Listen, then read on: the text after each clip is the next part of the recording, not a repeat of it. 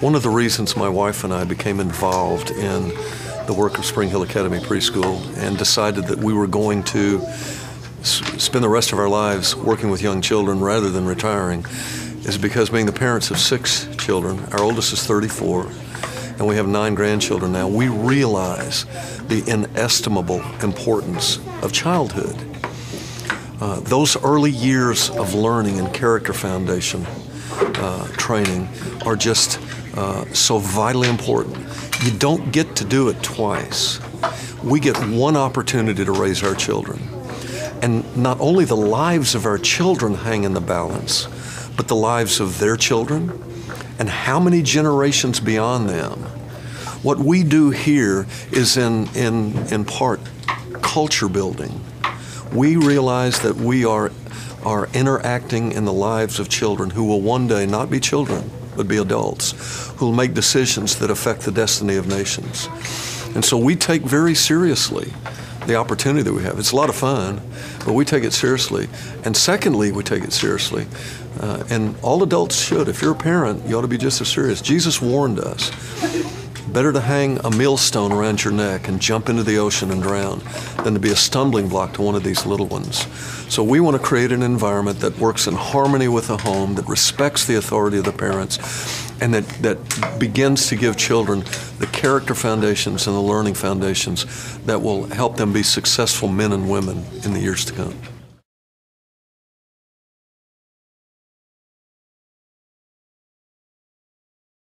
We live in a busy time, inescapably busy. I still have 2 of our 6 children at home. One's about to graduate high school, so we have 1 daughter at home. And all of our lives are complicated, not only by our lifestyles and our work and our family and church commitments and other things, but it's busy. But we can't ever be too busy to remember we don't get a second chance at raising our children. My wife and I are old enough to see where childhood begins and where it ends. We have grown children. We want to somehow impart that perspective and that sense of importance and urgency to parents so that they will embrace the priorities of raising their children now while they have that opportunity. Because there's coming a day when they won't. Their children will be grown. And all that they've done, for better, for worse, for good or for evil, would have been done. And we want to contribute to helping do some good and helping parents raise their children so that in those later days it'll be some happy times for them.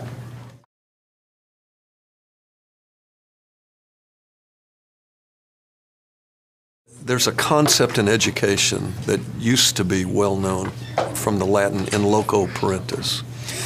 It means in the place of the parent. When someone hires a tutor, which is what we are, we're hired teachers, and we're asked to train children educationally, learning to read and other things, and train them in terms of their character, Christian character. Well, that's an important place that we hold. Parents come to us, delegate us the responsibility, and with that some authority.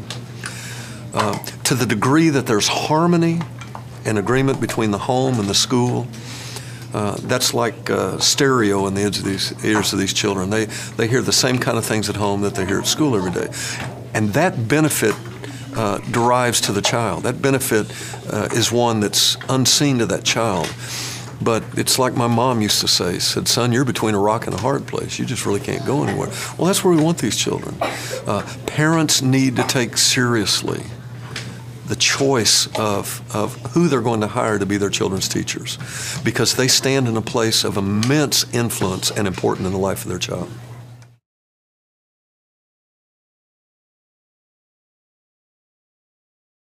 As a Christian, the Bible talks much implicitly and explicitly about discipleship, and it just means training.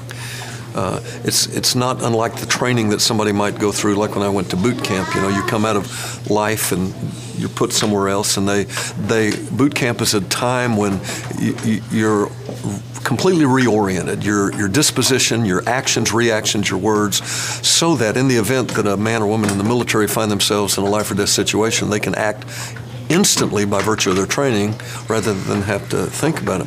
Well, child training isn't unlike that. We want to create a climate, a positive, happy climate of correction and instruction so that over time, children begin to think, speak, act, and react in a particular way, in a way that evidences kindness and shows honor and shows integrity and a love for the truth.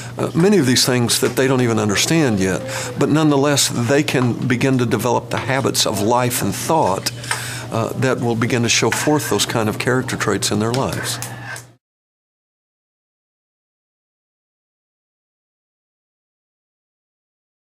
Teaching young children isn't as hard as a lot of people think it is. I may be giving away a trade secret here, I don't know, but at the risk of doing that, I can tell you that there are two absolute prerequisites to teaching young children. Number one, you got to convince them you love them. And if you can't stand being around kids, they'll pick it up in an instant. But you convince them you love them and convince them they're having fun. Teaching a child is easy if you do that. And it's easy because God has put into the breast of that child a natural, innate enthusiasm and excitement about learning. I mean, the world is just opening up to them. Everything is new to them. There are new experiences, new ideas, new things to learn that they've never known before. And so for the adult, the challenge is to keep it exciting. But again, you got to convince them you love them. You got to convince them you have fun, and those are the two pillars or the two anchors of what we do here. Everything revolves around those two things here, convincing these children that we genuinely care about them and convincing them that they have fun so that we can shape their character and instruct their mind.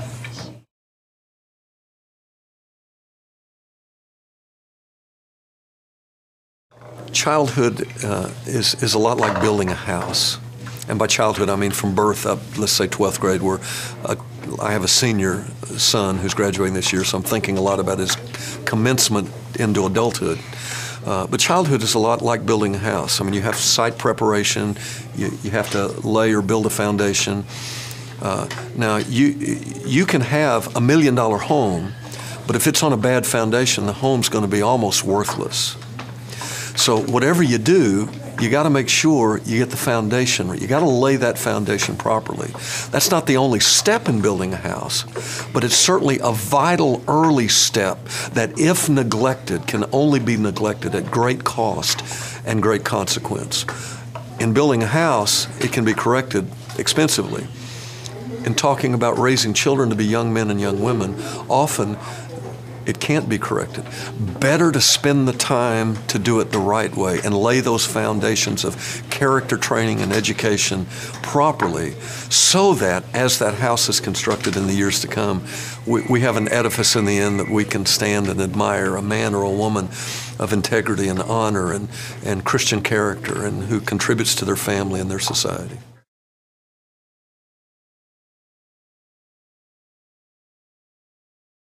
Our preschool competes in an environment with other preschools and daycares. I characterize our program this way.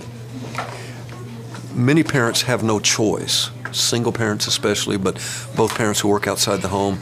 We live in a community here in Spring Hill where there's a lot of people who don't have family near to them, don't know many folks. And so they're in a position where they've got to find someone to assist them in the raising of their child, such as Spring Hill Academy Preschool. And it's not an inexpensive proposition, and I recognize that. And that's why it's important that parents give serious consideration where they're going to spend those dollars. They've got to do it. Get the most for what you can get.